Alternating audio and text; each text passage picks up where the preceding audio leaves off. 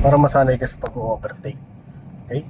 Same time yung pag gamit ng side mirror, kailangan magamit natin ng tama. Tapos yung gas, napapansin mo, ang bilis nung sakyan natin. Na? So, kailangan makontrol din yan. Ano po? Okay? So, silip ulit side mirror, ma'am. Wala ba dito? Meron? Okay. So, posisyon ka muna dyan. So, once na tumingin ka side mirror, sa segundo lang, balik ka agad sa unahan. Kailangan maliksi yung mata mo. Pag tingin dito, balik agad. Okay? Yan. Kailangan makontrol mo rin yung manibela. Huwag yung sobra dyan. No? Okay? So, dito, meron. Yan. Diretso mo na, focus. Oh, nadikit. Naranda mo, nadikit ka dyan. Okay? So, dito, pag-alam mo na. Pag-alam mo. Pag-alam mo, pasok dito. Yan, o. Pag-alam muna. Kasi may kasabay ka galing dito sa kanan. Pag-alam mo. Pag mabilis yung nanggagaling sa kanan, ikaw ay magbagal. Okay? Then, wala dyan sa kaliwa. Pasok sa kaliwang lane. Wala. Nasa lane mo siya. Nasa rin. So, nag-ano na siya. Nag-pumunta siya pinaka slow down. Kasi medyo malaki yung sasakyan na yun. Okay? So, kailangan mag-give way ka dyan sa mga ganyan. Malaki. Okay? Kaya, pasok ka sa kabilang lane. Very good. Then, kita manibela. Okay? Yan, posisyon lang muna dyan. Ano po? Ngayon, silip ka na sa pinaka-inner lane. Pasok ka dyan. Very good. Then, tingin din sa kanan. Slow down ka. Kumakasabay mo itong truck na to. So, silyap lang. Silyapan mo lang kagad mabilis. Okay? Then, yung nagagaling dito. Yan. Itong exercise na to, para tumibay ka sa pagtingin sa mga kaliwat kanan. No? Itong roundabout. Maganda to, magagamit mo to kahit sa mga kalsada. Itong exercise na to, sa expressway, kahit sa mga city driving, magagamit mo yun kasi marunong ka nang gumamit ng side mirror. Tapos yung pag-position ng sakyan mo, yan, ito yung exercise na to. Okay? Yan, diretso lang. O, tingin dito sa kanan side mirror. Pag wala, mag-chase sa'yo ng lane. Okay? Para masanay ka.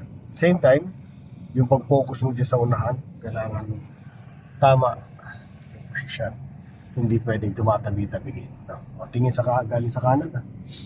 Okay? Pasok ka nga ng konting isang lane. Sa kanan, wala naman. O, position ka muna dyan. Tingnan mo yung nanggagaling sa kanan, wala. Okay, diretso lang. Tapos tingin sa kaliwa. Change ka ng lane. Good, tingin sa kanan. Okay, o, position. Okay, so focus dyan. Very good. Okay lang. Mga sandang ikot ka dyan matututo ka, makukuha mo yan. Yan. So medyo mabilis. Wala pang control yung paa mo. Kailan makontrol mo siya, ma'am. Hindi pwede yung sobrang bilis. Hindi pwede yung So lang, kontrolado yung tamang speed. Tamang Kasi ramdam ko yan yung pag-abak mo ng gas na mabilis pero hindi mo control. Meron siya. So, kailangan, kailangan na natin yun, maramdaman natin yun. Ano po? Okay? Kailangan maramdaman ko muna yun. Na alam ko yung apak na may control ka na. Okay? So, focus ka lang muna dyan. Yan. So, at the same time, gamitin mo yung mga side mirror mo. Yung side.